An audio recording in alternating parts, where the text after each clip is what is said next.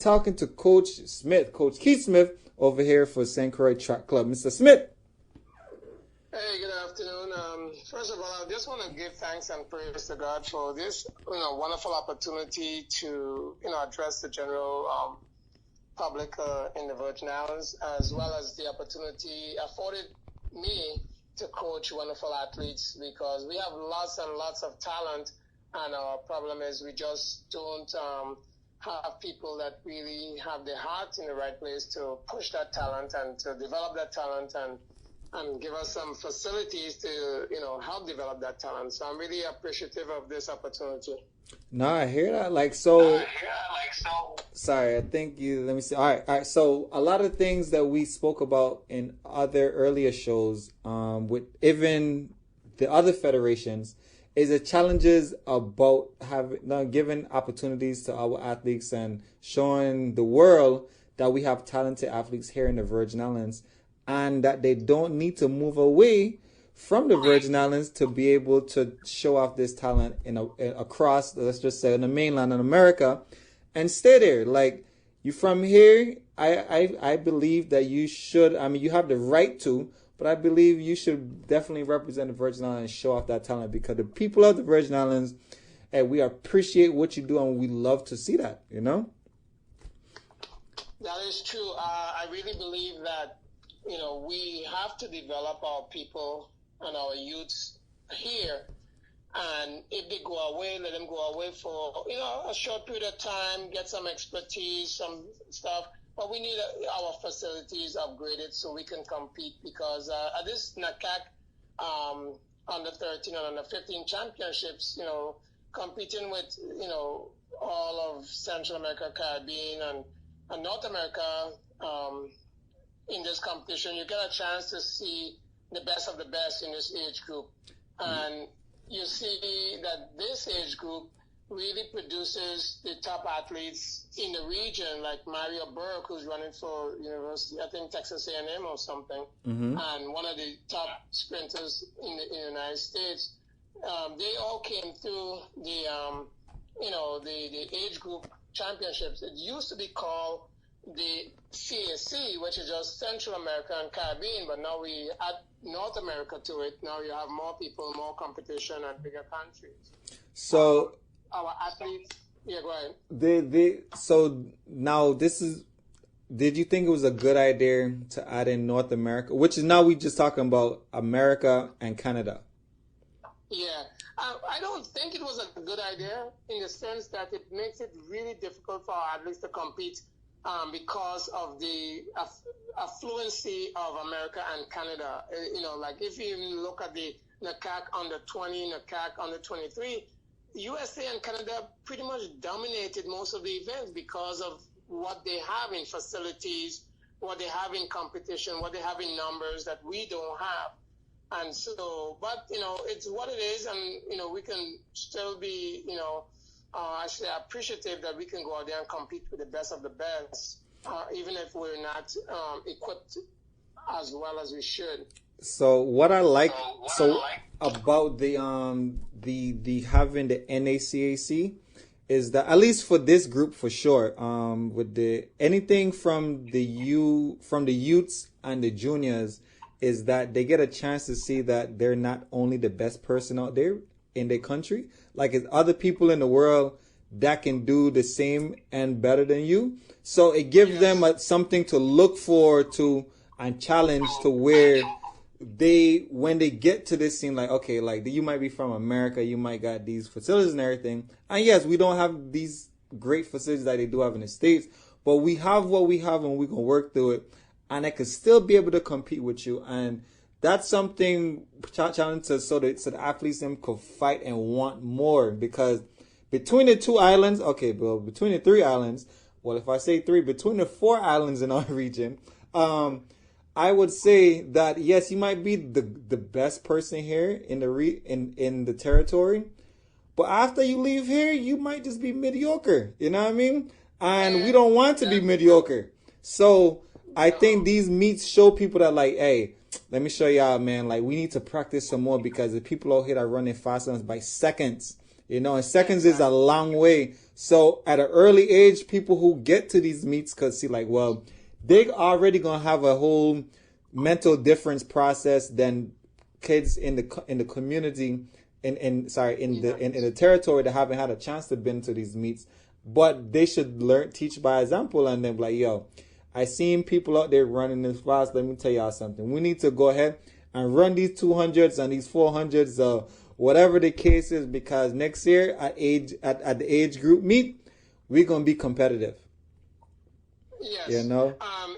And that's what I tell my athletes at Synchro Track Club. I tell them, I say, listen, yes, you may be, decent here, but here is not the focus. The focus is the whole Caribbean, and now the whole Caribbean and North America as well. We have to take our athletes from St. Croix sometimes and compete in Puerto Rico where there's competition, compete in Tennessee where we go as a club, compete in Florida, compete in Atlanta.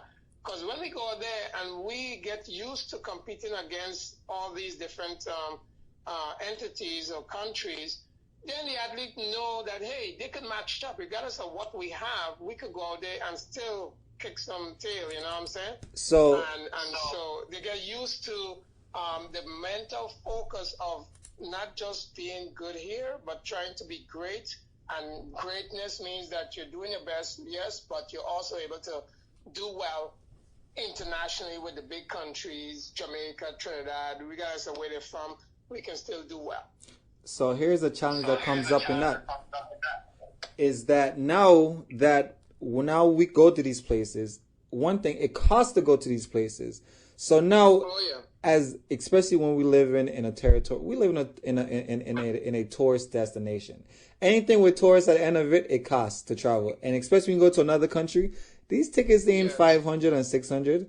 Let's go $1,600 and $2,200 and sometimes $3,000. So now, where this expense come in at now, it can hurt some individual track clubs, but I'm assuming where I'm getting to now is fundraising, and I mean fundraising is one thing, and the also thing is sports quote unquote tourism. And I'll talk about it on here. You didn't say it, I said it. So sports tourism is one of those things that actually bring 1 second. Okay, so what I'm getting to here is like what we're talking about is sports tourism. And in sports tourism, what I'm getting to is where we do have to understand sports is one of the things that people love entertainment. People would travel for these to see these countries and team athletes compete. Whether if it's track and field, basketball, swimming, volleyball, tennis, and so forth. But it really do cost us a lot of money to go out there. And yes, the government have helped us a lot of times. I'm saying most of the funding that we use to travel is government funding. But remember, we are tourism as well. When we go to these countries, when we represent the Virgin Islands, people's like, man, that's the Virgin Islands. Like, I would love to go there one of these days. And then they see athletes with us. And then guess what? Next thing you know, they book a flight to come here, which is great. So I think that's a great trade-off in when our athletes go to different places to represent the Virgin Islands. Other people see it. They want to come to the Virgin Islands. I think it's a great trade-off. But it do cost. You do have to raise some money within your track club so you could get to some of these places. Well, I mean, let's back up a little bit when we say the track club helps to prepare our athletes. I mean, and so, for instance, we fundraise to make sure we can go to Puerto Rico. We fundraise so we can go to Texas or, the States, Atlanta, Florida. And it's a continuous process of fundraising so that we can actually afford what we need to help the parents of these athletes and these athletes get to the point where they have quality competition outside of the territory to compete well. I mean, the Track and Field Federation and the Olympic Committee does a great job in affording us opportunities to get to like the CAC championships and these type of national games where they're representing our people of the Virgin Islands. And when we have an athlete that actually comes first or comes fourth or comes, top 8 in these competitions, which they get medals, everybody around, pays attention and says, hey, the Virgin Islands are doing something. and maybe I might be interested in going there because they at least have something going on. And so, one of the things that was really significant 2013 when we went to the University Games in Moscow, and Eddie Lovett won The the gold first place medal, in the right? 110 hurdles. Mm-hmm. Everybody, from all around the world was asking, where is the Virgin Islands? That Correct. is one part of sports tourism. The other part is having facilities that's good enough to bring people down here, because everyone wants to train in a nice warm climate like we have. And if we have those facilities, they'll come. A good track, and so forth. So we want to really emphasize that it's expensive, and we always accept donations at St. Croix Track Club. My email is St. Croix Track Club at yahoo.com, which is STCROIX TRACKCLUB at yahoo.com. Email me anytime. If you want to assist, if you want to donate, if you have a child or even an adult that wants to train, we'll see if we can get you going with St. Croix Track Club. Mm-hmm. I see it. I remember that meet when we was in Kazan. We was in Kazan, Russia, 2013. When Eddie. So, audience, what's unique about this one? We had Nicholas Del Mar from archery on the show not too long ago. He went to the games that was in Naples, in Italy. Right. This is his first one. He was the youngest athlete there, literally the youngest athlete there, only just entering into university this upcoming fall. But he was there experiencing the same meet with 10,000 athletes, biggest competition ever seen. But the thing was, he was there with the number one people in archery at the same level. So what I'm getting to now, you got the number one people in archery right there on the playing grounds in the university level. And I'm talking like I done seen from number 1 to number 10 in the same field, and they under 26 years old, right? And I was like, wait a second here, University Sports Federation. These people are still in university, and look how effective this competition is. When you have the top 10 literally in the same field shooting Olympic times. So now when Eddie won the gold medal in Kazan and he beat the two Russians, these two Russians was one of the top 10s in the world. And nobody expected Russia to lose, especially on home ground. So when he won, and we got a picture on it, it was a memorable moment of it. Like it was great. People, like you said, was asking about where the heck is this little dot called the Virgin Islands, and then there it is. But we are working on some programs and bringing some teams down from that particular federation internationally to bring them down here to train, and I think it'll be great. So I really like it. So Coach Smith, I really appreciate you guys being on the show today. St. Croix Track Club representing us at NACAT age group in El Salvador. Mrs. Smith, Ms. Joseph, and Coach Brown, thank you once again. And I will have you back on the show again. Just let me know when you want to come. We'll plug in some stuff after the fall season, for sure. If I hear anything, I'll shoot your email. Sounds good? All right, guys. Thank you very much. There it is, man. I already appreciate it. Remember, if you want to be a rattler, remember to strike, and strike again.